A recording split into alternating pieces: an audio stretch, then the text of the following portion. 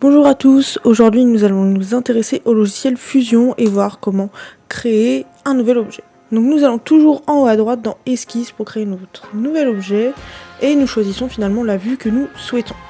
Ici je cherche à faire une pièce d'usinage toute simple, donc ça va être un rectangle avec un petit peu d'épaisseur et des trous de perçage. Vous commencez par sélectionner la ligne, vous sélectionnez à nouveau la ligne à chaque trait et là on vous propose de choisir la cotation.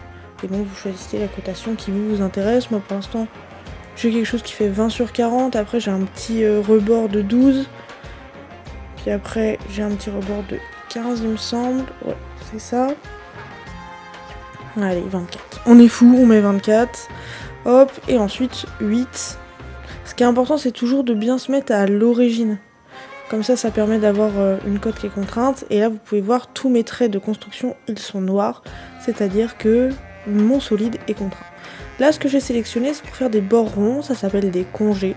Moi je veux qu'il fasse 2 mm, je vais le faire pour tous mes côtés. Voilà. Donc c'est un petit peu fastidieux mais ça va rendre une pièce qui est bien meilleure et qui quand il va être usiné ne va pas avoir de problème. Ok. Donc là 2 mm à chaque fois pour le dernier angle extérieur, et en fait après on va le faire aussi pour l'angle intérieur, voilà, vous pouvez le voir ici. Et là, on va choisir 5 mm. Parfait. Donc là, vous avez une première ébauche de votre pièce. Ce que nous, on va chercher, ça va être de lui donner du volume. On va aller donc dans Surfacique et on va choisir Extrusion. L'extrusion, donc vous sélectionnez votre volume. Voilà. Vous appuyez dessus et à droite, vous avez un panel qui vous donne... Vous allez pouvoir choisir les dimensions de votre extrusion. Donc là, j'ai choisi 5 mm et voilà. Je me retrouve à avoir un solide en 3 dimensions, alors qu'il y a quelques secondes, j'avais finalement rien du tout, aucun trait de construction. Là, si vous voulez retourner dans le dessin que vous avez fait, à gauche, vous avez les esquisses, et donc vous pouvez sélectionner votre esquisse, ou sélectionner une nouvelle vue, vous allez pouvoir créer une nouvelle esquisse. Donc là, pour retourner dans mon esquisse, je clique droit, et je vais dans modifier l'esquisse, donc voilà, là j'ai mon esquisse. C'est ce que je viens de faire, ça n'a pas bougé. Et vous revenez dans la vue 2D alors que maintenant vous avez une pièce en 3 dimensions. Ok ? Pour valider ce que vous avez fait, vous allez en haut à droite et vous mettez terminer esquisse et vous vous retrouvez avec votre solide. Maintenant, on va chercher à faire des perçages. Donc on va créer une nouvelle esquisse et on va de nouveau choisir notre vue. Donc là, moi je vais faire mes perçages donc qui font 2 mm de diamètre. J'en ai un autre qui va faire 5 mm et enfin un autre de 2 mm. Là vous pouvez voir ils sont mis absolument n'importe comment, mais nous ça nous dérange pas parce qu'on va pouvoir mettre de nouvelles cotations pour définir exactement l'endroit où il est. Ok, donc vous sélectionnez les cotations. Hop, voilà super. Et puis avec votre clavier vous pouvez choisir la distance et vous voyez finalement votre perçage se déplace automatiquement. Voilà, donc là on a décidé 5 mm. Ça dépend finalement ça du plan que vous avez, c'est vraiment à la carte, il n'y a pas de bonne réponse, ça dépend de ce qu'on attend de vous finalement. Donc là on a décidé nous de le mettre à 10 mm, voilà, donc il est plus écarté et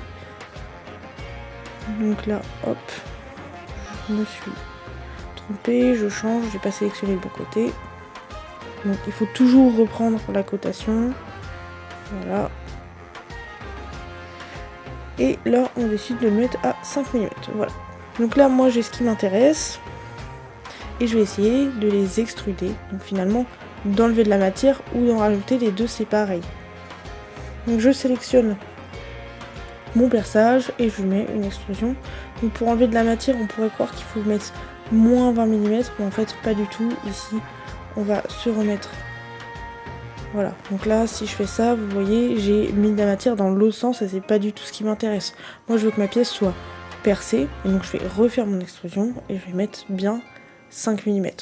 Ok, voilà, donc ça c'est juste pour bien comprendre dans quel sens ça fonctionne. Donc là vous sélectionnez votre perçage, vous allez dans extruder, hop, voilà, vous avez la petite barrette de propriété à droite, hop, et là paf, on voit qu'on a notre perçage qui est nickel bien fait.